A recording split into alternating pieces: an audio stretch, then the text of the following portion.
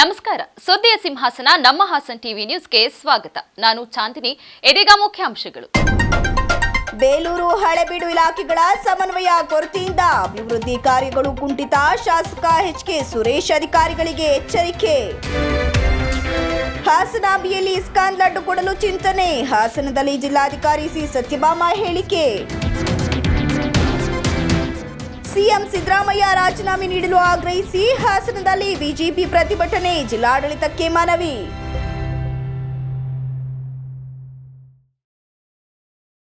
ಬೇಲೂರು ಹಳೆಬೀಡು ವಿಶ್ವ ಪ್ರಸಿದ್ಧ ತಾಣವಾಗಿದ್ದು ಇಲ್ಲಿಯ ಇಲಾಖೆಗಳ ನಡುವಿನ ಸಮನ್ವಯ ಕೊರತೆಯಿಂದ ಪ್ರವಾಸೋದ್ಯಮ ಇಲಾಖೆಯಿಂದ ಆಗಬೇಕಾಗಿದ್ದ ಅಭಿವೃದ್ಧಿ ಕಾರ್ಯಗಳು ಕುಂಠಿತವಾಗಿದೆ ಎಂದು ಶಾಸಕ ಎಚ್.ಕೆ. ಸುರೇಶ್ ಅಧಿಕಾರಿಗಳ ವಿರುದ್ಧ ಹರಿಹಾಯ್ದಿದ್ದಾರೆ. ಚನ್ನಕೇಶವ ದೇವಸ್ಥಾನದ ಮುಂಭಾಗ ಭಾರತೀಯ ಪುರಾತತ್ವ ಇಲಾಖೆ, ರಾಜ್ಯ ಪ್ರವಾಸೋದ್ಯಮ ಇಲಾಖೆ, ಜಿಲ್ಲಾ ಪಂಚಾಯಿತಿ, ಪುರಸಭೆ, ದೇವಸ್ಥಾನ ಆಡಳಿತ ಮಂಡಳಿ ವತಿಯಿಂದ ಆಯೋಜಿಸಿದ್ದ ಸ್ವಚ್ಛ ಭಾರತ್ ಕಾರ್ಯಕ್ರಮಕ್ಕೆ ಚಾಲನೆ ನೀಡಿ ಮಾತನಾಡಿದ ಅವರು, ಪ್ರವಾಸಿಗರಿಗೆ ಮೂಲಭೂತ ಸೌಕರ್ಯ ಒದಗಿಸುವ ಸಲುವಾಗಿ ಮಾನ್ಯ ಪ್ರವಾಸೋದ್ಯಮ ಇಲಾಖೆ ಸಚಿವರು ಹಾಗೂ ಮುಜರಾಯಿ ಇಲಾಖೆ ಸಚಿವರನ್ನ ಭೇಟಿ ಮಾಡಿ ದೇವಸ್ಥಾನದ ಸುತ್ತಮುತ್ತ ಅಭಿವೃದ್ಧಿ ಕೆಲಸ ಮಾಡಲು ಮುಂದಾದರೆ ಕೇಂದ್ರ ಹಾಗೂ ರಾಜ್ಯ ಪುರಾತತ್ವ ಇಲಾಖೆ ಇಲ್ಲಸಲ್ಲದ ಕಾರಣ ಒಡ್ಡುವ ಮೂಲಕ ಕಾಮಗಾರಿಗಳನ್ನು ಸ್ಥಗಿತಗೊಳಿಸುತ್ತಿದ್ದಾರೆ. ಈಗಾಗಲೇ ಸುಮಾರು 9 ಕೋಟಿ ಹಣ ಪ್ರವಾಸೋದ್ಯಮ ಇಲಾಖೆಗೆ ಬಂದಿದ್ದು, ಆ ಕೆಲಸ ಮಾಡಲು, ಪ್ರವಾಸೋದ್ಯಮ ಅಭಿವೃದ್ಧಿ ಮಾಡಲು ಈ ಇಲಾಖೆಯವರು ಅಡ್ಡಗಾಲ ಹಾಕ್ತಿದ್ದಾರೆ. ಈಗಾಗಲೇ ವಿಶ್ವ ಪಾರಂಪರಿಕ ತಾಣವಾಗಿ ಹೆಸರು ಗಳಿಸಿರುವ ದೇವಾಲಯಕ್ಕೆ ಪ್ರತಿನಿತ್ಯ ಸಾವಿರಾರು ಭಕ್ತರು ಹಾಗೂ ಪ್ರವಾಸಿಗರು ಬರ್ತಿರೋದ್ರಿಂದ ಅವರಿಗೆ ಮೂಲಭೂತ ಸೌಕರ್ಯ ನೀಡಲು ದೇವಾಲಯದ ಹಿಂಭಾಗ ಹೈಟೆಕ್ ಶೌಚಾಲಯ, ವಸತಿ ಗೃಹ ಸೇರಿದಂತೆ ಇನ್ನಿತರ ಸೌಲಭ್ಯಗಳನ್ನು ನೀಡಲು ಪ್ರವಾಸೋದ್ಯಮ ಇಲಾಖೆ ವತಿಯಿಂದ ಇವುಗಳನ್ನು ನಿರ್ಮಾಣ ಮಾಡಲು ಹೋದರೆ ಮುಜರಾಯಿ ಇಲಾಖೆ ಅಡ್ಡಿಪಡಿಸುತ್ತಿದೆ. ಮುಜರಾಯಿ, ಪುರಾತತ್ವ ಹಾಗೂ ಪ್ರವಾಸೋದ್ಯಮ ಇಲಾಖೆಯ ಸಮನ್ವಯ ಕೊರತೆಯಿಂದಾಗಿ ಈ ಪ್ರವಾಸಿ ತಾಣ ಅಭಿವೃದ್ಧಿಯಲ್ಲಿ ಕುಂಠಿತವಾಗ್ತಿದೆ ಅಂತ ಹೇಳಿದರು. ಮಾರ್ಗದರ್ಶಕರು ಏನು ದೇವಸ್ಥಾನಕ್ಕೆ ಪ್ರವಾಸಿಗರು ಬರ್ತಾರೆ ಅವರಿಗೆ ತಿಳಿ ಹೇಳುವಂತ, ಇಡೀ ವಿಶ್ವಕ್ಕೆ ಸಾರುವಂತ ನಮ್ಮ ಮಾರ್ಗದರ್ಶಕರಿಗೂ ಸಂಬಳನ 2 ತಿಂಗಳು 3 ತಿಂಗಳಿಗೆ ಒಂದ್ಸಲ ಕೊಡ್ತಾರೆ. ಪಾಪ ಅವರು ಜೀವನ ಕಷ್ಟ, ಅವರಿಗೆ ಪ್ರತಿ ತಿಂಗಳು ಸಹ ಸಂಬಳ ಆಗಬೇಕು ಅಂತ ಈ ಒಂದು ಸಂದರ್ಭದಲ್ಲಿ ನಾನು ತಮ್ಮೆಲ್ಲರ ಮುಖಾಂತರ ಸಹಾಯಕ ನಿರ್ದೇಶಕರಾದಂಥ ತಿಪ್ಪೇಸ್ವಾಮಿಯವರ ಮುಖಾಂತರ ಕೇಳ್ಕೊಳ್ತಾ ಇದ್ದೀನಿ. ಅದೇ ರೀತಿ ಬೇಲೂರಿನಲ್ಲಿ ಸುಮಾರು ವರ್ಷಗಳಿಂದ ಟೆಂಡರ್ ಕರೆದು, ನಮ್ಮ ಪುರಸಭೆ ವತಿಯಿಂದಲೇ ಟೆಂಡರ್ ಕರೆದು ನಾವು ಏನು ಈ ಪಾರ್ಕಿಂಗ್ ವ್ಯವಸ್ಥೆನ ಮಾಡಿಕೊಡ್ತಾ ಇದ್ವಿ. ಆದರೆ ಸ್ವಲ್ಪ ದಿನಗಳ ಕಾಲ ಅದನ್ನು ನಿಲ್ಲಿಸಿದ್ವಿ. ಮತ್ತೆ ಟೆಂಡರ್ ಕರೆದು ಪುರಸಭೆ ವತಿಯಿಂದ ಅಲ್ಲದೆ ಇಂಡಿವಿಜುವಲ್ ಆಗಿ ಕರೆದು ಮಾಡ್ತಾ ಇದ್ದಾರೆ. ಆ ಇಂಡಿವಿಜುವಲ್ ಆಗಿ ಕರೆದಿರೋದು 70 ರಿಂದ 80 ಲಕ್ಷದವರೆಗೂ ಪ್ರವಾಸೋದ್ಯಮ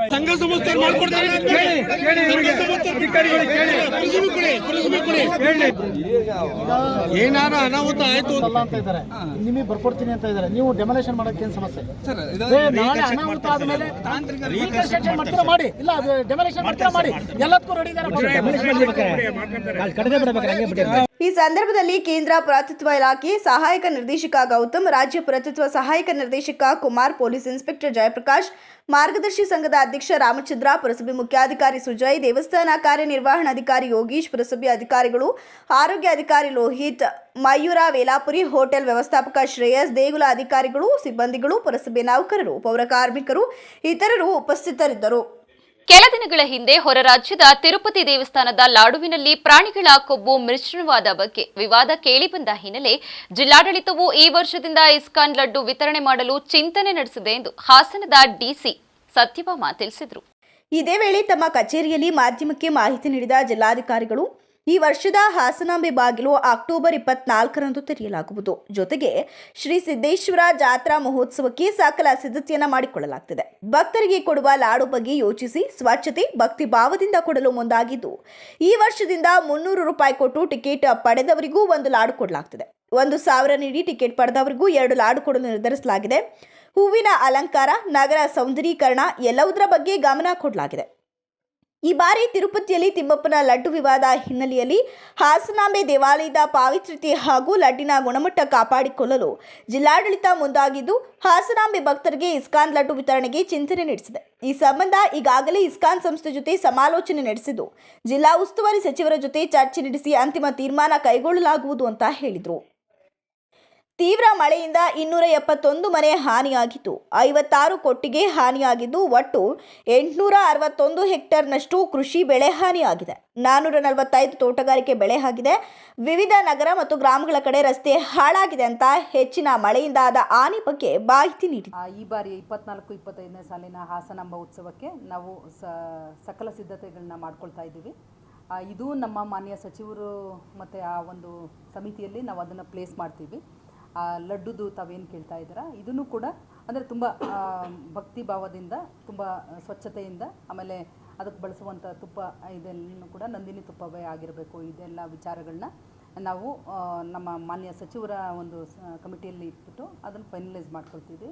ಆಮೇಲೆ ಅಂದರೆ ನಾವು ಒಂದು ನಿರ್ಮಿತಿ ಕೇಂದ್ರದ ಮೂಲಕ ಅವರು ಇಸ್ಕಾನ್ನವ್ರನ್ನ ಸಂಪರ್ಕ ಮಾಡಿದ್ವಿ. ಅವರು ಕೂಡ ಭಾಳ ಒಪ್ಪಿರಲಿಲ್ಲ, ಆದರೆ ಆನಂತರ ಒಪ್ಕೊಂಡಿದ್ದಾರೆ.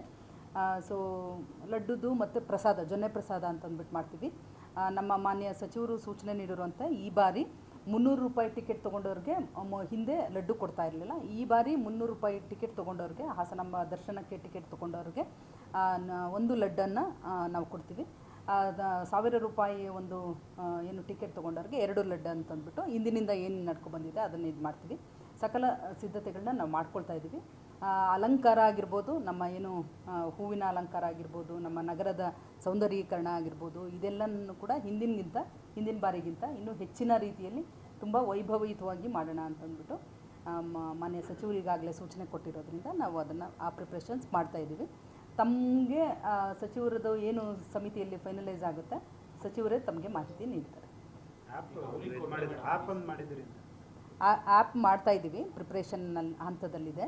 ಆ್ಯಪಲ್ಲಿ ಈಗ ಬೆಂಗಳೂರು ಕಡೆಯಿಂದ ಬಂದರೆ, ಸಕಲೇಶ್ಪುರ ಕಡೆಯಿಂದ ಬಂದರೆ, ಬೇರೆ ಬೇರೆ ಕಡೆಯಿಂದ ಬಂದರೆ ಎಲ್ಲಿ ಹೋಗಬೇಕು, ಯಾವ ಕ್ಯೂ ಅಲ್ಲಿ ನಿಂತ್ಕೋಬೇಕು ಅಂತನ್ನೋದು ಒಂದು ದಿಕ್ಸೂಚಿಯಂತೆ ಅದು ಕಾರ್ಯನಿರ್ವಹಿಸುತ್ತೆ. ಇನ್ನು ಈ ಹುಂಡಿ ಹಿಂದಿನ ಬಾರಿ ಇದ್ದಂಗೆ ಈ ಹುಂಡಿ ಇದೆ, ಹೆಚ್ಚು ಬಳಕೆ ಆಗಿಲ್ಲ. ಸೊ ನಮ್ಮ ಧಾರ್ಮಿಕ ದತ್ತಿ ಇಲಾಖೆಯಿಂದ ಏನು ಮಾರ್ಗದರ್ಶನ ಇದೆ ಅದು ಮಾಡ್ತಾಯಿದ್ವಿ. ಈ ಬಾರಿ ಫಲಪುಷ್ಪ ಪ್ರದರ್ಶನ ಸೇರಿಕೊಂಡಿದೆ, ಅದನ್ನು ಕೂಡ ಫೈನಲೈಸ್ ಮಾಡ್ತೀವಿ. ಆ ಪಾವಿತ್ರ್ಯತೆ ಅಂತಂದರೆ ನಾವು ಲಡ್ಡು ಹಿಂದಿನ ಬಾರಿ ಪ್ರಸಾದದ ಬಗ್ಗೆ ಸ್ವಲ್ಪ ಇದು ಬಂತು, ಟೀಕೆಗಳು ಬಂತು, ಸರಿಯಾಗಿರಲಿಲ್ಲ ಪ್ರಸಾದ ಅಂತಂದ್ಬಿಟ್ಟು. ಈ ಬಾರಿ ಅದನ್ನು ಹಿಂದಿನ ಬಾರಿ ನಾವು ಏನೇನು ತಪ್ಪುಗಳನ್ನ ಮಾಡಿದ್ವಿ, ಅಂದರೆ ಸಣ್ಣ ಸಣ್ಣ ಮಿಸ್ಟೇಕ್ಗಳಾಗಿತ್ತು, ಆ ಮಿಸ್ಟೇಕ್ನ ಈ ಬಾರಿ ಮಾಡಬಾರ್ದು. ದೇವಿಗೆ ಅದನ್ನು ಅಪಚಾರ ಮಾಡದಂತೆ ಚೆನ್ನಾಗಿ ಮಾಡಬೇಕು ಅಂತಂದ್ಬಿಟ್ಟು ಇದು ಮಾಡಿದ್ವಿ. ಯಾರ್ಯಾರು ಅಂದರೆ ತುಂಬ ಪವಿತ್ರ ಇದಕ್ಕೆ ಚೆನ್ನಾಗಿ ಇದು ಮಾಡೋದು ಇಸ್ಕಾನ್ ಮಾಡ್ತಾರೆ ಅಂತಂದ್ಬಿಟ್ಟು ನಮ್ಮ ಒಂದು ಇದು. ಸೊ ಅದ್ರ ಬಗ್ಗೆ ನಾವು ಚಿಂತನೆಯಲ್ಲಿದ್ವಿ. ಅದಿನ್ನೂ ಫೈನಲೈಸ್ ಆಗಿಲ್ಲ, ಚಿಂತನೆಯಲ್ಲಿದ್ವಿ. ಇಲ್ಲೇ ಬಂದು ತಯಾರು ಮಾಡ್ತಾರೆ. ಇಲ್ಲೇನು ಕೂಡ ಬಿಸಿ ಬಿಸಿ ಪ್ರಸಾದಗಳನ್ನ, ಅಂದರೆ ನಮ್ಮ ಈಗ ಪುಳಿಯೋಗರೆ ಆಗಿರ್ಬೋದು, ಈ ಥರದನ್ನು. ವಿವಿಧ ನಗರ ಮತ್ತು ಗ್ರಾಮಗಳ ಕಡೆ ರಸ್ತೆ ಹಾಳಾಗಿದೆ ಅಂತ ಹೆಚ್ಚಿನ ಮಳೆಯಿಂದ ಆದ ಹಾನಿ ಬಗ್ಗೆ ಮಾಹಿತಿ ನೀಡಿದರು. ಹೈಕೋರ್ಟ್ ತೀರ್ಪು ನೀಡಿದ ಹಿನ್ನೆಲೆಯಲ್ಲಿ ಮೂಡ ಹಗರಣದಲ್ಲಿ ಭಾಗಿಯಾಗಿರುವ ಮುಖ್ಯಮಂತ್ರಿ ಸಿದ್ದರಾಮಯ್ಯನವರು ರಾಜೀನಾಮೆ ನೀಡಲು ಆಗ್ರಹಿಸಿ ಹಾಸನ ಬಿಜೆಪಿ ಜಿಲ್ಲಾ ಘಟಕದಿಂದ ಡಿಸಿ ಕಚೇರಿಯ ಮುಂದೆ ಪ್ರತಿಭಟಿಸಿ ಜಿಲ್ಲಾಡಳಿತಕ್ಕೆ ಮನವಿಯನ್ನ ಸಲ್ಲಿಸಿದರು.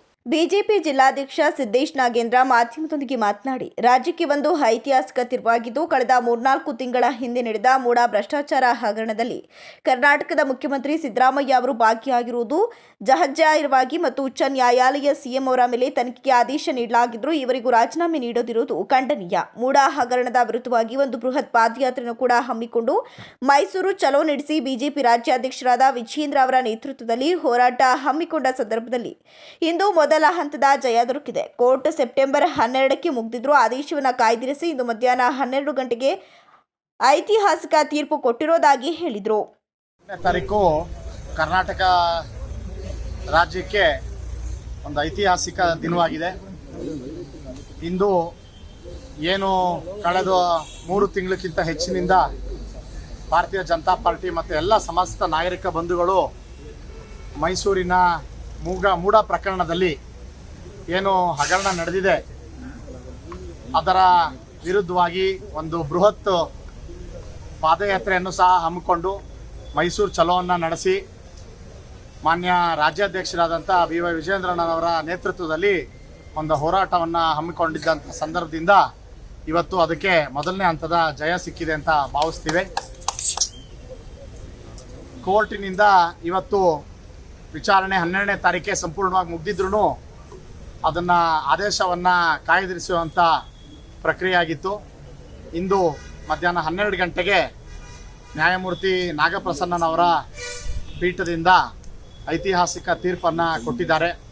ಮಾನ್ಯ ಸಿದ್ದರಾಮಯ್ಯನವರ ಸರ್ಕಾರ ಏನು ಈ ಮೂಢ ಹಗರಣದಲ್ಲಿ ಪ್ರಕರಣದಲ್ಲಿ ಭಾಗಿಯಾಗಿರೋದು ಸ್ಪಷ್ಟವಾಗಿ ಕಾಣ್ತಿರೋದು ಪ್ರಯುಕ್ತ ಮಾನ್ಯ ಗೌರವಾನ್ವಿತ ರಾಜ್ಯಪಾಲರು ಪ್ರಾಸಿಕ್ಯೂಷನ್ಗಾಗಲಿ ಅನುಮತಿಯನ್ನು ಕೊಟ್ಟಿದ್ದರು.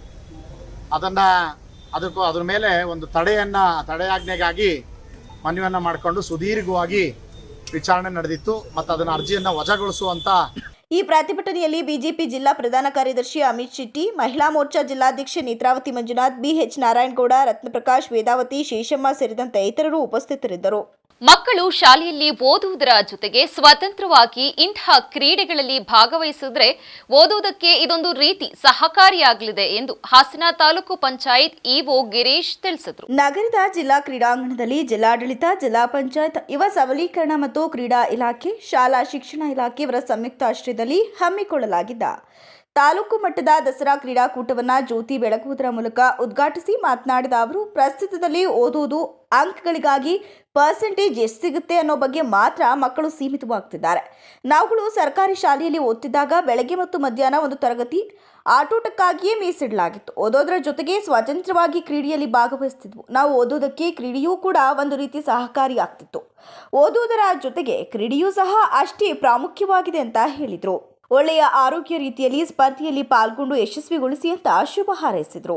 ಅಷ್ಟು ತಿಳುವಳಿಕೆ ಇಲ್ಲ. ಈಗ ನೀವು ಇಲ್ಲಿ ಬೆರಳೆಣಿಕೆಷ್ಟು ಮಾತ್ರ ಈ ಸ್ಪರ್ಧೆಯಲ್ಲಿ ಭಾಗವಹಿಸೋದಕ್ಕೆ ಬಂದಿದ್ದೀರಿ.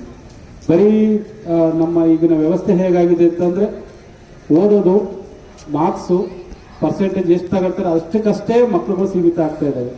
ನಾವೆಲ್ಲ ಹಿಂದೆ ಸರ್ಕಾರಿ ಶಾಲೆಯಲ್ಲಿ ಕಲಿಯುವಂಥ ಸಂದರ್ಭದಲ್ಲಿ ಹಾಸನ ಕ್ಷೇತ್ರ ಶಿಕ್ಷಣಾಧಿಕಾರಿ ಮಂಜುಳಾ ಮಾತನಾಡುತ್ತಾ, ನಾಳೆಯಿಂದ ಪ್ರೌಢಶಾಲೆಯ ಪರೀಕ್ಷೆ ಆರಂಭವಾಗ್ತಿದ್ದು, ಆದರೂ ಕೂಡ ಉತ್ಸಾಹದಿಂದ ಮಕ್ಕಳು ಕ್ರೀಡೆಯಲ್ಲಿ ಭಾಗವಹಿಸಿರುವುದಕ್ಕೆ ನನಗೆ ಸಂತೋಷವಾಗಿದೆ. ಶಿಕ್ಷಕರು ಮಕ್ಕಳಿಗೆ ತರಬೇತಿ ನೀಡಿ ಈ ದಸರಾ ಕ್ರೀಡಾಕೂಟಕ್ಕೆ ಸಿದ್ಧಪಡಿಸಿರುವುದಕ್ಕೆ ಶ್ಲಾಘನೆಯನ್ನು ವ್ಯಕ್ತಪಡಿಸಿದರು. ಕ್ರೀಡೆ ಅಂದರೆ ಮಕ್ಕಳಿಗೆ ಆಸಕ್ತಿ ಹೆಚ್ಚಿರುತ್ತೆ, ಆದರೆ ಒಂದೊಂದು ಬಾರಿ ಯಾವ ತೀರ್ಮಾನ ತೆಗೆದುಕೊಳ್ಬೇಕು ಎಂಬುದರ ಬಗ್ಗೆ ಗೊಂದಲ ಇರುತ್ತೆ.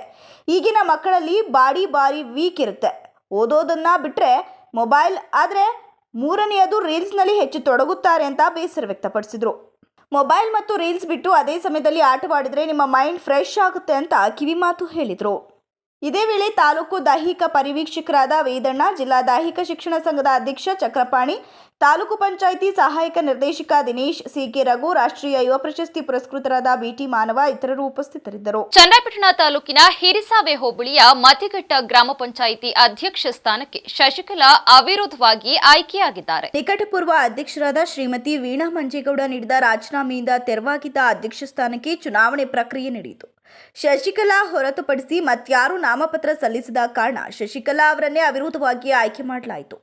ಗ್ರಾಮ ಪಂಚಾಯಿತಿಯು 14 ಮಂದಿ ಸದಸ್ಯರ ಬಲ ಹೊಂದಿದ್ದು, ಚುನಾವಣೆ ಪ್ರಕ್ರಿಯೆಯಲ್ಲಿ 12 ಮಂದಿ ಪಾಲ್ಗೊಂಡಿದ್ದರು. ತಾಲೂಕು ಪಂಚಾಯಿತಿ ಕಾರ್ಯನಿರ್ವಹಣಾಧಿಕಾರಿ ಹರೀಶ್ ಚುನಾವಣಾಧಿಕಾರಿಯಾಗಿ ಕರ್ತವ್ಯ ನಿರ್ವಹಿಸಿದ್ರು. ಇದೇ ವೇಳೆ ಮಾಜಿ ಅಧ್ಯಕ್ಷರಾದ ವೀಣಾ ಮಂಜೇಗೌಡ, ಪ್ರಕಾಶ್, ಎಂಕೆ ಶಂಕರ್, ಉಪಾಧ್ಯಕ್ಷ ಧನಂಜಯ, ಸದಸ್ಯರಾದ ನಂದೀಶ್, ನಂಜೇಗೌಡ, ಸಂತೋಷ, ರಮೇಶ್, ಶೈಲಾ, ರಾಣಿ, ಸುಜಾತ, ಚನ್ನರಾಯಪಟ್ಟಣ ಪಿಎಲ್ಡಿ ಬ್ಯಾಂಕ್ ನಿರ್ದೇಶಕ ಬಿಎನ್ ಮಂಜುನಾಥ್, ಪ್ರಮುಖರಾದ BM Rangegowda, Ramegowda, MR Rangaswamy, PDO Manjegowda, ಕಾರ್ಯದರ್ಶಿ ಅತೀಶ್ ಪಾಷಾ ಸೇರಿದಂತೆ ಇತರರು ಹಾಜರಿದ್ದರು.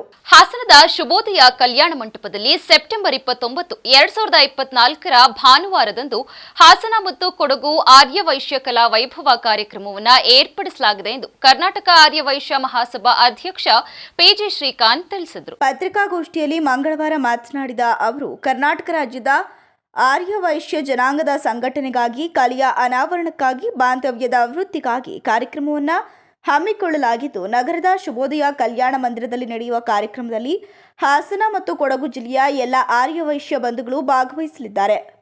ಈ ಸಂದರ್ಭದಲ್ಲಿ ಕರ್ನಾಟಕ ಆರ್ಯವೈಶ್ಯ ಮಹಾಸಭೆಯ ಅಧ್ಯಕ್ಷರಾದ ಆರ್ಪಿ ರವಿಶಂಕರ್, ಸಂಸತ್ ಸದಸ್ಯರಾದ ಶ್ರೇಯಸ್ ಪಟೇಲ್, ಆರ್ಯವೈಶ್ಯ ಮತ್ತು ಮಹಾಸಭೆಯ ರಾಜ್ಯ ಸಂಘಟನಾ ಕಾರ್ಯದರ್ಶಿಗಳಾದ ಎಆರ್ ರವಿಕುಮಾರ್ ಸೇರಿದಂತೆ ಇನ್ನಿತರ ಗಣ್ಯರು ಭಾಗವಹಿಸಲಿದ್ದಾರೆ ಅಂತ ಹೇಳಿದರು. ಈ ಸಂದರ್ಭದಲ್ಲಿ 2 ಜಿಲ್ಲೆಗಳ ಎಲ್ಲ ಊರಿನ ಬಂಧುಗಳು ಭಾಗವಹಿಸಿ ಕಲಾ ಪ್ರದರ್ಶನವನ್ನು ನೀಡಲಿದ್ದಾರೆ. ಇದರಲ್ಲಿ ವೈಶ್ಯ ಲಗ್ನಂ ರವರಿಂದ ಜಾತಕ ಹೊಂದಾಣಿಕೆ ಶಿಬಿರ, ಮಹಾಸಭೆಯು ಜನಾಂಗದ ಅಭಿವೃದ್ಧಿಗಾಗಿ ರೂಪಿಸಿರುವ ಸುಮಾರು 30ಕ್ಕೂ ಹೆಚ್ಚು ಕಾರ್ಯಕ್ರಮಗಳನ್ನು ಮಹಾಸಭಾ ಸದಸ್ಯರು ತಿಳಿಸಲಿದ್ದಾರೆ. ಈ ಸೌಹಾರ್ದ ಸಂಘಟನೆಯ ಕಾರ್ಯಕ್ರಮಕ್ಕೆ ಹೆಚ್ಚಿನ ರೀತಿಯಲ್ಲಿ ಸಮಾಜದ ಬಾಂಧವರು ಆಗಮಿಸಿ ಯಶಸ್ವಿ ಮಾಡಿಕೊಡಬೇಕಾಗಿ ಮನವಿ ಮಾಡಿದರು. ಸಂಘಟನೆಗಾಗಿ ಜಿಲ್ಲಾ ಕಮಿಟಿಗಳನ್ನು ಮಾಡಿ ಈ ಒಂದು ಹಾಸನ ಜಿಲ್ಲೆಯಲ್ಲೂ ಕೂಡ ಒಂದು ಕಮಿಟಿ ಮಾಡಿ ಅದಕ್ಕೆ ನನ್ನನ್ನು ಅಧ್ಯಕ್ಷನಾಗಿ ಮಾಡಿದ್ದಾರೆ.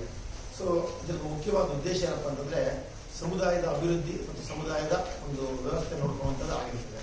ಆ ಒಂದು ನಿಟ್ಟಿನಲ್ಲಿ ನಮ್ಮ ಹಾಸನ ಮತ್ತು ಕೊಡಗು ಜಿಲ್ಲೆ 2 ಜಿಲ್ಲೆಗಳಲ್ಲೂ ಕೂಡ ಒಂದು ಎಲ್ಲರೂ ಸೇರಿ ಒಂದು ಸಂಘಟನೆ ಮಾಡಬೇಕು ಅನ್ನೋ ಒಂದು ವಿಷಯ ಬಂದಾಗ ಅದು ಕೊಡಗು ಜಿಲ್ಲೆ 2 ಊರುಗಳು ಇರೋದ್ರಿಂದ ಕುಶಾಲನಗರ ಮತ್ತು ಮಡಿಕೇರಿ ನಮ್ಮ ಜೊತೆಗೆ ಪಕ್ಕದ ಜಿಲ್ಲೆ ಆಗಿರೋದ್ರಿಂದ 2 ಜಿಲ್ಲೆಗಳಿಂದ ಮಾಡ್ತಾ ಇದ್ದೀವಿ. ಸೊ ಈ ದಿನ ನಾವು ಆ ಜನಗಳ ಒಂದು ಸಂಘಟನೆಗಾಗಿ ಹಾಸನ ಮತ್ತು ಕೊಡಗು ಆರ್ಯವೈಶ್ಯ ಕಲಾ ವೈಭವ ಅಂತ ಒಂದು ಕಾರ್ಯಕ್ರಮ 29/9/2024 ಭಾನುವಾರ ಶುಭೋದಯ ಕಲ್ಯಾಣ ಮಂಟಪದಲ್ಲಿ ಇಟ್ಕೊಂಡಿದ್ದೀವಿ. ಸುಮಾರು 1,500 ಜನಗಳು ಸೇರುವಂಥ ನಿರೀಕ್ಷೆ ಕೂಡ ಇದೆ. ನಮ್ಮ ಕಮ್ಯುನಿಟಿಯ ಎಲ್ಲ ಬಾಂಧವರು ಸೇರಿ ಈ ಒಂದು ಕಾರ್ಯಕ್ರಮವನ್ನು ಮಾಡ್ತಾ ಇದ್ದೀವಿ. ಇದರಲ್ಲಿ ಎಲ್ಲ ಊರಿನಿಂದಲೂ ಕೂಡ ತಂಡವಾಗಿ ಬಂದು ಕಲೆನ ಒಂದು ಪ್ರದರ್ಶನ ಮಾಡ್ತಾ ಇದ್ದಾರೆ. ಜೊತೆಗೆ ಒಂದು ಸಮ್ಮೇಳನದ ರೀತಿ ಸಮಾವೇಶದ ರೀತಿಯೂ ಕೂಡ ಇರುತ್ತದೆ. ನಮ್ಮ ರಾಜ್ಯಾಧ್ಯಕ್ಷರಾದ ಶ್ರೀ R.P. ರವಿಶಂಕರ್ ಅವರು ಆ ದಿನ ಆಗಮಿಸಿ ನಮ್ಮ ಸಭೆಯ ಸುಮಾರು 30 ಜನೋಪಯೋಗಿ ಕಾರ್ಯಕ್ರಮಗಳು ನಡೀತಾ ಇದೆ.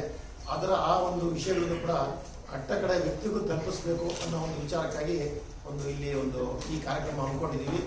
ಈ ಒಂದು ವ್ಯವಸ್ಥೆಯಲ್ಲಿ ನಮ್ಮ ಸಾರ್ವಜನಿಕವಾಗಿ IAS, KAS ಈ ಎಕ್ಸಾಮ್ಗಳನ್ನು ಕೂಡ ಉಚಿತವಾಗಿ ಕರ್ನಾಟಕ ರಾಜ್ಯದಲ್ಲಿ ಮಾಡ್ತಾ ಇದ್ದೀವಿ. ಈಗಾಗಲೇ ತಮ್ಮ ಪತ್ರಿಕೆಗಳೆಲ್ಲ ಬಂದಿದೆ. ಸೊ ಈ ಒಂದು 29ನೇ ತಾರೀಕು ಈ ಪತ್ರಿಕಾಗೋಷ್ಠಿಯಲ್ಲಿ ಕರ್ನಾಟಕ ಆರ್ಯವೈಶ್ಯ ಮಹಾಸಭಾ ರಾಜ್ಯ ಸಂಘಟನಾ ಕಾರ್ಯದರ್ಶಿಗಳಾದ AR ರವಿಕುಮಾರ್, ಮೈಸೂರು ವಿಭಾಗೀಯ ಉಪಾಧ್ಯಕ್ಷರಾದ KG ಪಾರ್ಥಸಾರಥಿ ವಿಶ್ವನಾಥ್, ಜಿಲ್ಲಾ ಕಾರ್ಯದರ್ಶಿಗಳಾದ KR ನಾರಾಯಣ್, ಸಾಂಸ್ಕೃತಿಕ ಚೇರ್ಮನ್ ವಾಣಿ ನಾಗೇಂದ್ರ ಇತರರು ಉಪಸ್ಥಿತರಿದ್ದರು. ಚನ್ನರಾಯಪಟ್ಟಣದ ಟೌನ್ ವ್ಯಾಪ್ತಿಯಲ್ಲಿ ಡಾಕ್ಟರ್ BR ಅಂಬೇಡ್ಕರ್ ಪುತ್ಥಳಿ ನಿರ್ಮಾಣಕ್ಕೆ ಮುಂದಾಗಿದ್ದು, ಈ ನಿಟ್ಟಿನಲ್ಲಿ ಟ್ರಸ್ಟ್ ಬೈಲಾ ಪ್ರಕಾರ ದೇಣಿಗೆ ಸಂಗ್ರಹ ಮತ್ತು ಸದಸ್ಯತ್ವ ಅಭಿಯಾನ ಹಮ್ಮಿಕೊಳ್ಳಲಾಗಿದೆ ಎಂದು ಹಾಸನದಲ್ಲಿ ವಿವಿಧೋದ್ದೇಶ ಸಮಾಜ ಸೇವಾ ಸಮಿತಿಯ ಟ್ರಸ್ಟ್ ಅಧ್ಯಕ್ಷ KV ಸತೀಶ್ ತಿಳಿಸಿದರು. ಪತ್ರಿಕಾಗೋಷ್ಠಿಯಲ್ಲಿ ಸೋಮವಾರ ಮಾತನಾಡಿ, ಅನೇಕ ವರ್ಷಗಳಿಂದ ಜನಪ್ರತಿನಿಧಿಗಳು ಅಂಬೇಡ್ಕರ್ ಪ್ರತಿಮೆ ನಿರ್ಮಾಣಕ್ಕೆ ನಿರ್ಲಕ್ಷ್ಯ ತೋರಿದ ಹಿನ್ನೆಲೆಯಲ್ಲಿ ಜನರಿಂದಲೇ ದೇಣಿಗೆ ಸಂಗ್ರಹಿಸಿ ನಿರ್ಮಾಣ ಮಾಡಲು ಮುಂದಾಗಿದ್ದೇವೆ. ಈಗಾಗಲೇ ಪಟ್ಟಣದ ಮಿನಿ ವಿಧಾನಸೌಧದ ಆವರಣದಲ್ಲಿ ಅಂಬೇಡ್ಕರ್ ಪ್ರತಿಮೆ ನಿರ್ಮಾಣಕ್ಕೆ ಜಿಲ್ಲಾಧಿಕಾರಿಗಳಿಂದ ಅನುಮತಿಯನ್ನು ಪಡೆಯಲಾಗಿದೆ. ಅಂಬೇಡ್ಕರ್ ಪುತ್ಥಳಿ ನಿರ್ಮಾಣ ಸಂಬಂಧ ಅಕ್ಟೋಬರ್ 2021ರಲ್ಲಿಯೇ ಸಮಿತಿ ಸಭೆ ಕರೆದು ತೀರ್ಮಾನಿಸಲಾಗಿತ್ತು ಅಂತ ಹೇಳಿದರು. ಕಳೆದ 3-4 ವರ್ಷದ ಹಿಂದೆಯೇ ಟ್ರಸ್ಟ್ನಿಂದ ಅಂಬೇಡ್ಕರ್ ಪುತ್ಥಳಿ ನಿರ್ಮಾಣಕ್ಕೆ ನಿರ್ಧಾರ ಮಾಡಿದರೂ ಸಹ ಸ್ಥಳೀಯ ಶಾಸಕ CN ಬಾಲಕೃಷ್ಣ ಅವರು ತಮ್ಮ ಅನುದಾನದಲ್ಲಿ ಪುತ್ಥಳಿ ನಿರ್ಮಾಣದ ಭರವಸೆ ನೀಡಿದರು. ಆದರೆ ಇಷ್ಟು ವರ್ಷ ಕಳೆದರೂ ಸಹ ಯಾವುದೇ ಕ್ರಮ ಕೈಗೊಳ್ಳದ ಹಿನ್ನೆಲೆಯಲ್ಲಿ ಟ್ರಸ್ಟ್ ಸದಸ್ಯರೆಲ್ಲ ಸಭೆ ಸೇರಿ ತೀರ್ಮಾನ ಕೈಗೊಂಡು ದೇಣಿಗೆ ಸಂಗ್ರಹಕ್ಕೆ ಮುಂದಾಗಿದ್ದಾರೆ ಅಂತ ಹೇಳಿದರು. ನಾವು ಚನ್ನರಾಯಪಟ್ಟಣದಲ್ಲಿ ಒಂದು ಅಂಬೇಡ್ಕರ್ ಪುತ್ಥಳಿಯನ್ನು ನಿರ್ಮಾಣ ಮಾಡಬೇಕು ಅನ್ನೋ ಉದ್ದೇಶ ಇಟ್ಕೊಂಡು 2020ನೇ ಇಸ್ವಿಯಿಂದ ಹಿಂದೆಯಿಂದ ನಡೀತಿತ್ತು. 2020ನೇ ಇಸ್ವಿಯಿಂದ ನಾವು ಅದನ್ನು ಕಾರ್ಯಪ್ರವೃತ್ತಿ ಮಾಡಿ ಹಲವಾರು ಸಮಸ್ಯೆಗಳನ್ನ ಎದುರಿಸಿ ಈಗ ಅಂಬೇಡ್ಕರ್ ಪುತ್ಥಳಿ ನಿರ್ಮಾಣ ಮಾಡೋದಕ್ಕೆ ಅಂಬೇಡ್ಕರ್ ಪುತ್ಥಳಿ ನಿರ್ಮಾಣದ ರಿಜಿಸ್ಟ್ರೇಷನ್ ಮಾಡಿದ್ದೀವಿ, ನೋಂದಣಿ ಮಾಡಿದ್ದೀವಿ, ಬ್ಯಾಂಕ್ ಖಾತೆಯನ್ನು ಮಾಡಿಸ್ಕೊಂಡಿದ್ದೀವಿ. ಆಮೇಲೆ ಅದಕ್ಕೆ QR ಕೋಡ್ ಅಂಥದ್ದು, ಆಮೇಲೆ ರೆಸಿಪ್ಟ್ಗಳನ್ನ ಮಾಡಿಸುವಂಥದ್ದು ಎಲ್ಲನೂ ಮಾಡಿದ್ದೀವಿ. ಇದನ್ನು ನಾವು ಒಳ್ಳೊಳ್ಳೆ ಕಡೆಗೆ ಹೋಗಿ ಅಂಬೇಡ್ಕರ್ ಪುತ್ಥಳಿ ಈ ಪತ್ರಿಕಾಗೋಷ್ಠಿಯಲ್ಲಿ ವಿವಿಧೋದ್ದೇಶ ಸಮಾಜ ಸೇವಾ ಸಮಿತಿ ಟ್ರಸ್ಟ್ ಗೌರವಾಧ್ಯಕ್ಷ ರಂಗಪ್ಪ, ರವಿ, ಪ್ರಚಾರ ಸಮಿತಿ ಮಧುಸೂದನ್, ಯಾಸಿನ್, ಸತೀಶ್, ಅಂಬುಗಾ ಮಲ್ಲೇಶ್ ಇತರರು ಉಪಸ್ಥಿತರಿದ್ದರು.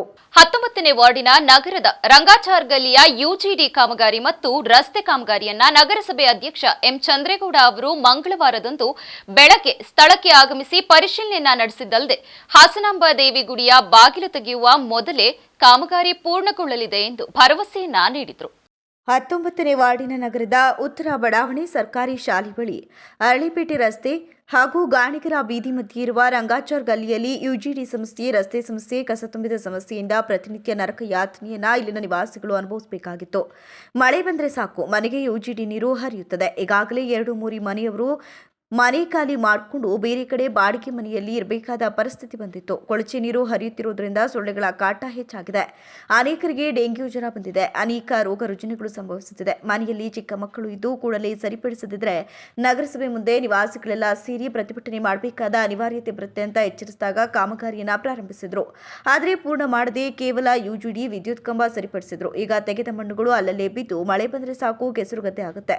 ಇನ್ನು ನೀರು ಅಲ್ಲಲ್ಲೇ ನಿಂತು ಸೊಳ್ಳೆಗಳ ಉತ್ಪತ್ತಿ ತಾಣವಾಗಿ ಮಾರ್ಪಟ್ಟಿತ್ತು. ಈ ಬಗ್ಗೆ ನೂತನ ನಗರಸಭೆ ಅಧ್ಯಕ್ಷರಾದ ಎಂ ಚಂದ್ರೇಗೌಡರಿಗೆ ವಿಚಾರ ಮುಟ್ಟಿಸಿದಾಗ ಮಂಗಳವಾರದಂದು ಬೆಳಗ್ಗೆ ಸ್ಥಳಕ್ಕೆ ಬಂದು ಪರಿಶೀಲಿಸಿ ಹಾಸನಾಂಬೆ ದೇವಿ ಗುಡಿಯ ಬಾಗಿಲು ತೆಗೆಯುವ ಮುನ್ನ ಈ ಕಾಮಗಾರಿ ಮಾಡುವುದಾಗಿ ಭರವಸೆ ನೀಡಿದ್ದಾರೆ.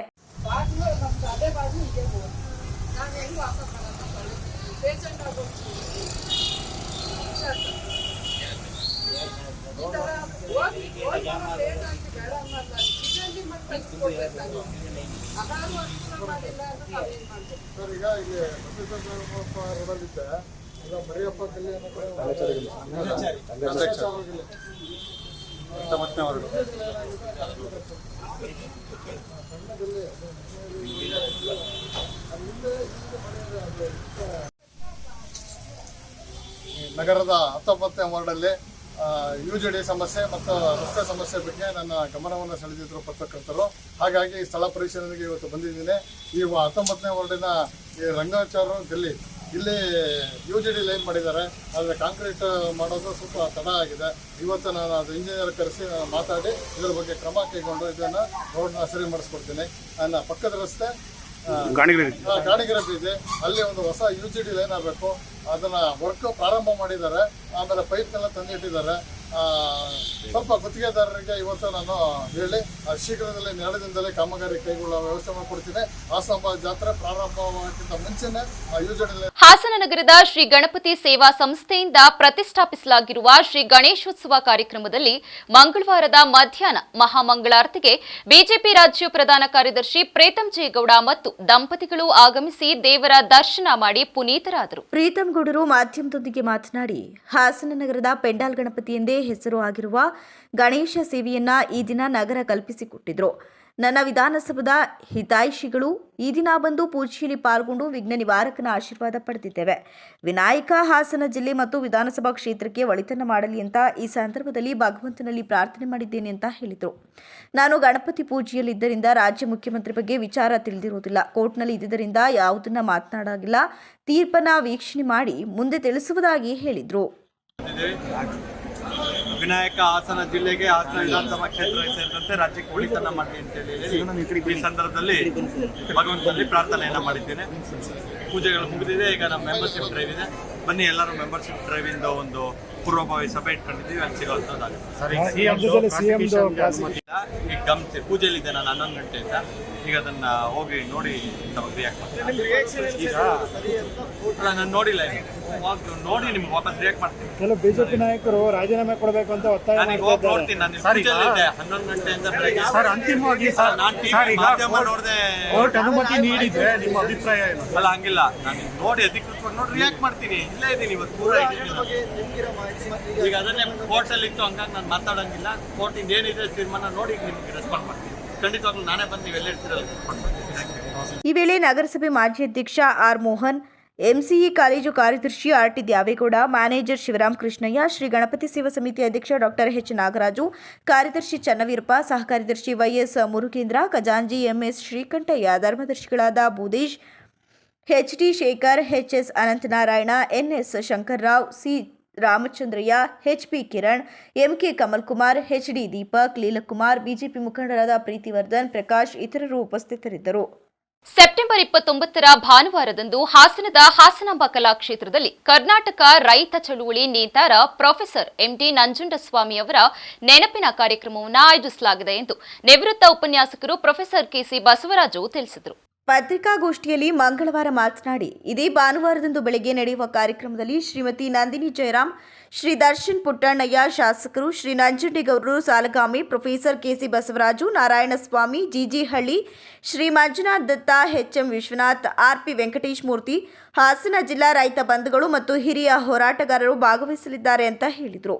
ಈ ಹಿಂದೆ ಕರ್ನಾಟಕದಲ್ಲಿ ರೈತ ಚಳವಳಿಗಳು ನಡೆದಿದ್ದವಾದರೂ ಅವು ಸೀಮಿತ ವರ್ಗ ಮತ್ತು ಪ್ರದೇಶಕ್ಕೆ ಸೇರಿದವು. ರೈತರಲ್ಲಿ ಮಾತ್ರವಲ್ಲ, ಅಖಂಡ ಕರ್ನಾಟಕದಲ್ಲಿ ರೈತ ಪ್ರಜ್ಞೆಯನ್ನ ಬಡಿದೆಚ್ಚರಿಸಿದ ಒಂದು ಸಂಘಟನೆ ಕರ್ನಾಟಕದ ರೈತ ಚಳವಳಿ ಮತ್ತು ಅದರ ನೇತಾರ ಪ್ರೊಫೆಸರ್ MD ನಂಜುಂಡಸ್ವಾಮಿಯವರು.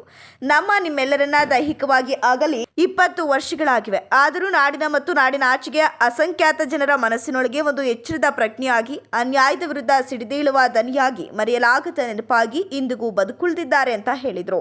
ಈ ಹರಾಜು ಮೂಲಕ ರೈತರ ಜಮೀನನ್ನ ಹರಾಜು ಮಾಡ ನಿಮಗೆ 101C ಕಾನೂನು ತಿದ್ದುಪಡಿ ಅಂತ ಇರುವ ಸಹಕಾರಿ ಕಾಯ್ದೆಗೆ ರಾಮಕೃಷ್ಣ ಹೆಗಡೆ ಅವರು ತಿದ್ದುಪಡಿ ತಂದ್ರು. 101C ಅಂತ ಹೇಳಿ AB ಅಂತಿತ್ತು, 101A ಅಂತಿತ್ತು. ಏನು ನೋಟಿಸ್ ಹಾಕ್ಬೇಕು, ಇಂಥ ರೈತ ಸರ್ಕಾರಕ್ಕೆ ಬಾಕಿ ಕೊಡ್ತಾ ಇಲ್ಲ, ಆದ್ರಿಂದ ಇವ್ರ ಮೇಲೆ ಕ್ರಮ ತಗೋತೀವಿ ಅಂತ ಹೇಳಿ. ಎರಡನೇದು ಡಂಗೂರ ಹೊಡಿಸಿ B 101B ಏನ್ ಹೇಳುತ್ತೆ, ಡಂಗೂರ ಹೊಡಿಸಿ ಅವ್ನ ಆಸ್ತಿ ಹರಾಜು ಮಾಡಬೇಕು. 101C ಅನ್ನ ಅವ್ರು ಇಂಟ್ರೊಡ್ಯೂಸ್ ಮಾಡಿದ್ರು ರಾಮಕೃಷ್ಣ ಹೆಗಡೆ ಅವರು. ಅದೇನು ಹೇಳುತ್ತೆ ಅಂದ್ರೆ, ಒಬ್ಬ ತಹಸೀಲ್ದಾರ್ ಒಬ್ಬ ಡೆಪ್ಯೂಟಿ ಕಮಿಷನರ್ ಹಳ್ಳಿಗೆ ಹೋಗಿ ಹರಾಜು ಮಾಡ್ಬೇಕಾಗಿಲ್ಲ. ತನ್ನ ತಾಲೂಕು ಕಚೇರಿಯಲ್ಲಿ ಕೂತು, ಜಿಲ್ಲಾ ಕೇಂದ್ರದಲ್ಲೇ ಕೂತು, ತಿಮ್ಮಪ್ಪ ಸರ್ಕಾರಕ್ಕೆ ಬರಬೇಕಾದ 5,000 ಬಾಕಿ ಕೊಟ್ಟಿಲ್ಲ, ಆದ್ರಿಂದ ಅವ್ರ ಜಮೀನನ್ನ ಸರ್ಕಾರಿ ಪಣ ಮಾಡ್ಕೊಂಡಿದ್ದಾನೆ ಅಂತ ಅವ್ನ ರೈತನ ಜಮೀನನ್ನ ತಾನೇ ತಹಸೀಲ್ದಾರ DC ಸರ್ಕಾರಿ ಪಣ ಮಾಡ್ಕೋಬಹುದು. ಈ ಪತ್ರಿಕಾಗೋಷ್ಠಿಯಲ್ಲಿ ರಂಗಕರ್ಮಿ ಶೆಡ್ರಾಕ್, ರೈತ ಸಂಘದ ಜಿಲ್ಲಾಧ್ಯಕ್ಷ ಕಣಗಲ್ ಮೂರ್ತಿ, ಮಂಜುನಾಥ್, ಪಾಲಾಕ್ಷ, ಪ್ರಕಾಶ್, ಮರ್ಕುಲಿ ಇತರರು ಉಪಸ್ಥಿತರಿದ್ದರು.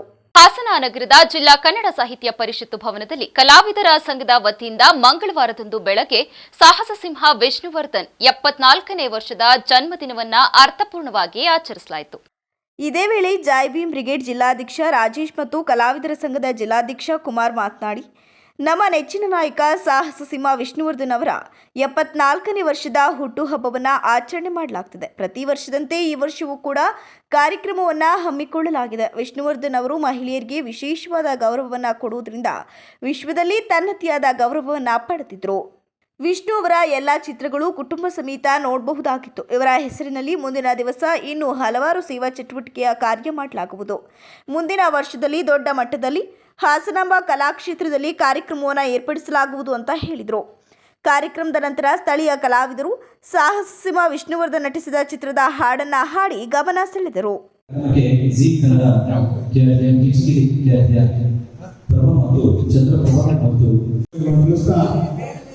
ಈ ಒಂದು ಕಾರ್ಯಕ್ರಮ ನಮ್ಮ ನಾಯಕ, ನನ್ನ ಮೆಚ್ಚಿನ ಸ್ನೇಹಿತ ಶ್ರೀಯುತ ಕುಮಾರಣ್ಣವರ ನೇತೃತ್ವದಲ್ಲಿ ಅದ್ದೂರಿ ಅರ್ಥಪೂರ್ಣವಾಗಿ ವಿಶಾಲವಾಗಿ ಮಾಡ್ತಾರೆ. ಸುಮಾರು ಪ್ರತಿ ವರ್ಷದಂತೆ ಈ ವರ್ಷವೂ ಅದ್ದೂರಿ ಅರ್ಥಪೂರ್ಣವಾಗಿ ಮಾಡ್ತಿದ್ದಾರೆ. ನಾನು ವಿಷ್ಣುವರ್ಧನ್ ಬಗ್ಗೆ ಹೇಳಬೇಕು ಅಂದ್ರೆ, ಇಡೀ ವಿಶ್ವದಲ್ಲಿ ಒಬ್ಬ ಹೆಂಗಳೆಯರ ಮಹಾನ್ ಒಂದು ಅಭಿಮಾನಿಯಾಗಿದ್ದಾರೆ ಅಂದ್ರೆ ಹೆಂಗಳೆಯರು ಅದು ವಿಷ್ಣುವರ್ಧನ್ ಮಾತ್ರ. ಯಾಕೆಂದ್ರೆ ವಿಷ್ಣುವರ್ಧನ್ ಅವರಲ್ಲಿ ಒಂದು ಹೆಂಗಸರಿಗೆ ಮತ್ತು ಹೆಣ್ಮಕ್ಳಿಗೆ ಕೊಡೋ ಗೌರವ ಇಡೀ ಚಿತ್ರರಂಗದಲ್ಲಿ ಯಾರೂ ಕೊಡೋದಿಲ್ಲ. ಅದಕ್ಕೆ ಕೋಟ್ಯಾಂತರ ಒಂದು ಹೆಣ್ಮಕ್ಳು ಅಭಿಮಾನಿ ಇರ್ತಾರೆ. ಅದು ವಿಶೇಷವಾಗಿ ಪ್ರತಿ ವರ್ಷದಂತೆ ಈ ವರ್ಷವೂ ಈ ಕಾರ್ಯಕ್ರಮದಲ್ಲಿ ಕಲಾವಿದರ ಸಂಘದ ಅಧ್ಯಕ್ಷರಾದ ಕುಮಾರ್, ವಿಷ್ಣು ಸೇನಾ ಸಮಿತಿ ಅಧ್ಯಕ್ಷರಾದ ಮಹಂತೇಶ್, ಜಿಲ್ಲಾ ಸರ್ಕಾರಿ ನೌಕರರ ಸಂಘದ ಅಧ್ಯಕ್ಷರಾದ ಇ ಕೃಷ್ಣೇಗೌಡ, ಜಾನಪದ ಕಲಾವಿದ ಗ್ಯಾರಂಟಿ ರಾಮಣ್ಣ, ಗಾಯಕಿ ಅಂಜಲಿ, ಸಮಾಜ ಸೇವಕರಾದ ವಿಜಯ್ ಕುಮಾರ್, ಅನ್ನಪೂರ್ಣ, ನೀತು ಕೋತಾರಿ, ತಮಲಾಪುರ ಗಣೇಶ್ ಸೇರಿದಂತೆ ಇತರರು ಉಪಸ್ಥಿತರಿದ್ದರು. ಅಂಬೇಡ್ಕರ್ ಅವರ ಆದರ್ಶ ಮತ್ತು ತತ್ವ ಸಿದ್ಧಾಂತಗಳನ್ನು ಎಲ್ಲರೂ ಮೈಗೂಡಿಸಿಕೊಳ್ಳಿ ಎಂದು ಅರಕಲಗೂಡು ತಾಲೂಕಿನ ತರಗಳಲೆ ಗ್ರಾಮ ಪಂಚಾಯಿತಿಯ ಅಧ್ಯಕ್ಷ ಶ್ರೀನಾಥ್ ಮನವಿಯನ್ನ ಮಾಡಿದರು. ಡಾಕ್ಟರ್ ಬಾಬಾ ಅಂಬೇಡ್ಕರ್ ಅವರ ಆಶಯದಂತೆ ಸಮುದಾಯಕ್ಕೆ ಕಂಪ್ಯೂಟರ್ ತರಬೇತಿ, ಹೊಲಿಗೆ ಯಂತ್ರ, ವಾಹನ ಚಾಲನೆ ತರಬೇತಿ, ಪಾತ್ರೆ ವಿತರಣೆ ಮಾಡ್ತಿದ್ದು, ಅಂಬೇಡ್ಕರ್ ಅವರ ಹೆಸರನ್ನ ಹೇಳಿದ್ರೆ ಸಾಲದು. ಅವರ ತತ್ವ ಸಿದ್ಧಾಂತಗಳನ್ನು, ಅಂಬೇಡ್ಕರ್ ಅವರ ಕನಸುಗಳನ್ನು ಸಾಕಾರಗೊಳಿಸಲು ನಾವು ಪ್ರಯತ್ನಿಸಬೇಕು. ಸರ್ವಧರ್ಮ ಸಮನ್ವಯವನ್ನು ಮೈಗೂಡಿಸಿಕೊಂಡು ನಾವೆಲ್ಲರೂ ಒಂದೇ ಎಂಬ ವಿಶಾಲ ಭಾವನೆ ಬೆಳೆಸಿಕೊಂಡು ನಾವೆಲ್ಲರೂ ಒಂದಾಗಿ ಒಟ್ಟಾಗಿ ಪರಸ್ಪರ ಪ್ರೀತಿ ವಿಶ್ವಾಸದಿಂದ ಗ್ರಾಮದ ಅಭಿವೃದ್ಧಿಗೆ ಶ್ರಮಿಸುವ ಮುಖೇನ ಈ ದೇಶದಲ್ಲಿ ಹುಟ್ಟಿದ್ದಕ್ಕೆ ಈ ಗ್ರಾಮದ ಮಣ್ಣಿನ ಋಣವನ್ನು ತೀರಿಸಲು ಮಜ್ಜನಹಳ್ಳಿ ಗ್ರಾಮ ಮಾದರಿ ಗ್ರಾಮ ಆಗಲಿ ಅಂತ ತಿಳಿಸಿದರು. ಮಾರ್ಗಸೂಚಿಯಂತೆ ಡಾಕ್ಟರ್ ಬಾಬಾ ಸಾಹೇಬ್ ಅಂಬೇಡ್ಕರ್ ಅವರ ಒಂದು ಆಶಯದಲ್ಲಿ ಇವತ್ತು ಸಮುದಾಯಕ್ಕೆ ನಾವು ಕಂಪ್ಯೂಟರ್ ತರಬೇತಿ ಇರ್ಬೋದು, ಹೊಲಿಗೆ ಯಂತ್ರಗಳ ವಿತರಣೆ ಇರ್ಬೋದು, ವಾಹನ ಚಾಲನೆ ತರಬೇತಿ ಇರ್ಬೋದು, ಹಾಗೆಯೇ ಈ ಸಮುದಾಯಕ್ಕೆ ಪಾತ್ರೆಗಳನ್ನ ವಿತರಣೆ ಮಾಡ್ತಕ್ಕಂಥ ಕಾರ್ಯಕ್ರಮ ಇರ್ಬೋದು. ಹೀಗೆ ಹಲವಾರು ಕಾರ್ಯಕ್ರಮಗಳನ್ನು ಗ್ರಾಮ ಪಂಚಾಯತಿ ವತಿಯಿಂದ ಮಾಡ್ತಿದ್ದೀವಿ. ಏನು ಇಲ್ಲಿ ಸೇರಿದರೆ ಎಲ್ಲ ಸ್ನೇಹಿತರುಗಳಿಗೆ ನನ್ನ ಮನವಿ ಏನಪ್ಪ ಅಂತಂದರೆ, ಏನು ಬಾಬಾ ಸಾಹೇಬ್ ಅಂಬೇಡ್ಕರ್ ಅವರ ಹೆಸರುಗಳನ್ನ ನಾವು ಹೇಳ್ತೀವಿ, ಅವರ ಹೆಸರುಗಳನ್ನು ಹೇಳಿದ್ರಷ್ಟೇ ಸಾಕು. ಅವರ ಆದರ್ಶಗಳನ್ನ, ತತ್ವ ಸಿದ್ಧಾಂತಗಳನ್ನ ನಾವು ಮೈಗೂಡಿಸ್ಕೊಂಡು ಅವರ ಕನಸುಗಳೇನಿತ್ತು ಆ ಕನಸುಗಳನ್ನ ಸಾಕಾರಗೊಳಿಸ್ತಕ್ಕಂಥ ಒಂದು ಪ್ರಾಮಾಣಿಕ ಪ್ರಯತ್ನವನ್ನು ನಾವೆಲ್ಲರೂ ಕೂಡ ಮಾಡಬೇಕು. ಎಲ್ಲರೂ ಕೂಡ ಪರಸ್ಪರ ಪ್ರೀತಿ ವಿಶ್ವಾಸದಿಂದ, ಸ್ನೇಹ ಸಹಕಾರದಿಂದ, ಶಾಂತಿ ಸಹಬಾಳ್ವೆಯಿಂದ ತರಗಳಲ್ಲಿ ಗ್ರಾಮ ಪಂಚಾಯಿತಿ ಪಿಡಿಒ ವಿಜಯಕುಮಾರ್ ಮಾತನಾಡಿ, ಶೇಕಡಾ 25 ಅಡಿಯಲ್ಲಿ ಪರಿಶಿಷ್ಟ ಜಾತಿ ಮತ್ತು ಪರಿಶಿಷ್ಟ ಪಂಗಡದ ಮೀಸಲು ಅನುದಾನದಲ್ಲಿ ಸದರಿ ಮೊತ್ತ 48,500 ರೂಪಾಯಿರಲ್ಲಿ ಪಾತ್ರೆಗಳನ್ನು ಖರೀದಿಸಿ ಆ ಪಾತ್ರೆಗಳನ್ನು ಮಜ್ಜನಹಳ್ಳಿ ಅಂಬೇಡ್ಕರ್ ಸಮುದಾಯ ಭವನಕ್ಕೆ ನೀಡಿದ್ದು, ಆ ಪಾತ್ರೆಗಳ ಉಸ್ತುವಾರಿಗಳಾಗಿ ನಾಗರಾಜ್ ಮತ್ತು ಸ್ವಾಮಿಯವರನ್ನು ಆಯ್ಕೆ ಮಾಡಲಾಗಿದೆ ಅಂತ ತಿಳಿಸಿದರು. ತರಿಗಳಲ್ಲೇ ಗ್ರಾಮ ಪಂಚಾಯಿತಿಯಲ್ಲಿ ಶೇಕಡಾ 25 ಅಡಿಯಲ್ಲಿ ಅಂದರೆ ಪರಿಶಿಷ್ಟ ಜಾತಿ ಪರಿಶಿಷ್ಟ ಪಂಗಡದವರಿಗೆ ಮೀಸಲಿಟ್ಟಂಥ ಅನುದಾನದಲ್ಲಿ ಈ ದಿನ ನಾವು ಸದರಿ ಮೊತ್ತವನ್ನು ಪಾತ್ರೆಗಳ ಖರೀದಿಗೆ ಉಪಯೋಗಿಸಿದ್ವಿ. ಆ ಪಾತ್ರೆಗಳನ್ನ ಮಜ್ಜನಹಳ್ಳಿ ಗ್ರಾಮದ ಸಮುದಾಯದವರಿಗೆ ವಿತರಿಸಬೇಕು ಅಂತ ಡಿಸೈಡ್ ಮಾಡಿದ್ವಿ. ಆ ವಿತರಿಸಿದಂಥ ಪಾತ್ರೆಗಳ ಮ್ಯಾನೇಜ್ಮೆಂಟನ್ನು ಯಾರು ತಗೋಬೇಕು ಅಂತ ಇವತ್ತೊಂದು ಸಭೆ ಮಾಡಿದ್ವಿ. ಆ ಸಭೆಯಲ್ಲಿ ಮಜ್ಜನಹಳ್ಳಿ ಗ್ರಾಮದ ಸುರೇಶ್ ಸ್ವಾಮಿ ಮತ್ತು ನಾಗರಾಜನವರಿಗೆ ವಹಿಸಿದ್ವಿ. ಅವರು ಈ ಪಾತ್ರೆಗಳನ್ನ ಬೇರೆ ಅಂದರೆ ಆ ಸಮುದಾಯದ ಜನಗಳಿಗೆ ವಿತರಿಸುವಂಥದ್ದು ಮತ್ತು ಅವರಿಂದ ಅದನ್ನು ಹಿಂಪಡೆಯುವಂಥದ್ದು, ಅದನ್ನು ಸುರಕ್ಷವಾಗಿ ಇಟ್ಕೊಳ್ಳುವಂಥ ಜವಾಬ್ದಾರಿನ ಅವರು. ಈ ಸಂದರ್ಭದಲ್ಲಿ ಗ್ರಾಮದ ಮುಖಂಡರುಗಳು ಹಾಜರಿದ್ದರು. ಶಿವಮೊಗ್ಗ ಜಿಲ್ಲೆಯ ಶ್ರೀ ಆದಿಚುಂಚನಗಿರಿ ಸಮುದಾಯ ಭವನದಲ್ಲಿ 11ನೇ ಕರ್ನಾಟಕ ರಾಜ್ಯ ಕುಡೋ ಪಂದ್ಯಾವಳಿಯನ್ನ ಕುಡೋ ಅಸೋಸಿಯೇಷನ್ ಆಫ್ ಕರ್ನಾಟಕ ಅಧ್ಯಕ್ಷರಾದಂತಹ ಶ್ರೀ ಶಬೀರ್ ಅಹಮದ್ ಅವರ ನೇತೃತ್ವದಲ್ಲಿ ಆಯೋಜಿಸಲಾಗಿತ್ತು. ಈ ಕ್ರೀಡಾಕೂಟದಲ್ಲಿ ಹಾಸನ ಜಿಲ್ಲೆಯ ಜ್ಞಾನ ಗುರುಕುಲ ಶಾಲೆಯ 9 ಕ್ರೀಡಾಪಟುಗಳು, ಹಾಸನ ಜಿಲ್ಲಾ ಕೂಡೋ ಅಸೋಸಿಯೇಷನ್ ಅಧ್ಯಕ್ಷರಾದ ಸಿಮ್ರಾನ್ ಖಾನ್ ರವರ ನೇತೃತ್ವದಲ್ಲಿ ಭಾಗವಹಿಸಿತ್ತು. ಶಾಲೆಯ ಎಲ್ಲ ಅಭ್ಯರ್ಥಿಗಳಿಗೂ ಜ್ಞಾನ ಗುರುಕುಲ ಶಾಲೆಯ ಆಡಳಿತ ಮಂಡಳಿಯ ಅಧ್ಯಕ್ಷರಾದ ವೆಂಕಟೇಶ್ ಸರ್ ಹಾಗೂ ಆಡಳಿತ ಕಾರ್ಯದರ್ಶಿಗಳಾದ ಸತೀಶ್ ಸರ್ ಮತ್ತು ಶಾಲೆಯ ಶಿಕ್ಷಕ ವರ್ಗದವರು ಉತ್ತೇಜನವನ್ನು ನೀಡಿ ಜಿಲ್ಲೆಯ ಸುಮಾರು 12 ಕ್ರೀಡಾಪಟುಗಳನ್ನು ಭಾಗವಹಿಸಲು ಅನುಮತಿ ನೀಡಿದರು. ಎಲ್ಲ ಕ್ರೀಡಾಪಟುಗಳು ಉತ್ತಮ ಪ್ರದರ್ಶನವನ್ನ ನೀಡಿ 7 ಚಿನ್ನ, 3 ಬೆಳ್ಳಿ ಹಾಗೂ 2 ಕಂಚಿನ ಪದಕ, ಒಟ್ಟು 12 ಪದಕಗಳನ್ನು ಪಡೆದು 3ನೇ ಚಾಂಪಿಯನ್ ಟ್ರೋಫಿ ಪಡೆದುಕೊಂಡು ಜಿಲ್ಲೆಗೆ ಕೀರ್ತಿ ತಂದಿದ್ದಾರೆ. ಕುಡೋ ಜಪಾನಿನ ಮಿಕ್ಸ್ಡ್ ಆರ್ಟ್ಸ್ ಆಗಿದೆ, ಅಂದರೆ ಜಪಾನಿನ ಒಂದು ಸಮರ ಕಲೆಯಾಗಿದೆ. ಈ ಕ್ರೀಡೆಯ karate, judo, taekwondo, boxing, kick boxing, ಕುಸ್ತಿ, ಮುಯ್ ಥಾಯ್, ಜುಜುಟ್ಸ್ ಸೇರಿದಂತೆ ಹಲವಾರು ಸಮರ ಕಲೆಗಳ ಮಿಶ್ರಣವನ್ನು ಈ ಒಂದು ಕ್ರೀಡೆಯನ್ನು ಕಲಿತರೆ ಎಲ್ಲ ಸಮರ ಕಲೆಗಳನ್ನು ಕಲಿತ ಹಾಗೆ. ಆದ್ದರಿಂದ ಈ ಕ್ರೀಡೆಯು ಆತ್ಮರಕ್ಷಣೆಗಾಗಿ ಅತ್ಯುತ್ತಮವಾಗಿದೆ. ಈ ಕ್ರೀಡೆಯ ನಿಯಮಗಳು, ಶಿಸ್ತು ಮತ್ತು ಭಾರತದಲ್ಲಿ ಈ ಕ್ರೀಡೆಯ ಅತಿ ವೇಗವಾಗಿ ಬೆಳವಣಿಗೆಯನ್ನು ಗಮನಿಸಿ ಭಾರತ ಸರ್ಕಾರವು ಈ ಕ್ರೀಡೆಗೆ ಮಾನ್ಯತೆಯನ್ನು ನೀಡಿದೆ. ಆದ್ದರಿಂದ 6ನೇ ತರಗತಿಯಿಂದ 10ನೇ ತರಗತಿಯಲ್ಲಿ ವ್ಯಾಸಂಗ ಮಾಡುತ್ತಿರುವ ವಿದ್ಯಾರ್ಥಿಗಳಿಗೆ ರಾಷ್ಟ್ರೀಯ ಮಟ್ಟದಲ್ಲಿ ಭಾಗವಹಿಸಿದರೆ 10,000 ರೂಪಾಯಿಗಳ ನಗದು ಬಹುಮಾನ ನೀಡಲಾಗುವುದು ಅಂತ ತಿಳಿಸಿದರು. ಕೊನೆಯಲ್ಲಿ ಮತ್ತೊಮ್ಮೆ ಮುಖ್ಯಾಂಶಗಳು.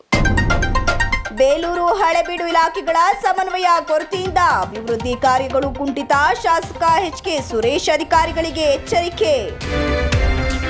ಹಾಸನಾಂಬಿಯಲ್ಲಿ ಇಸ್ಕಾನ್ ಲಡ್ಡು ಕೊಡಲು ಚಿಂತನೆ, ಹಾಸನದಲ್ಲಿ ಜಿಲ್ಲಾಧಿಕಾರಿ ಸಿ. ಸತ್ಯಭಾಮ ಹೇಳಿಕೆ. ಸಿಎಂ ಸಿದ್ದರಾಮಯ್ಯ ರಾಜೀನಾಮೆ ನೀಡಲು ಆಗ್ರಹಿಸಿ ಹಾಸನದಲ್ಲಿ ಬಿಜೆಪಿ ಪ್ರತಿಭಟನೆ, ಜಿಲ್ಲಾಡಳಿತಕ್ಕೆ ಮನವಿ.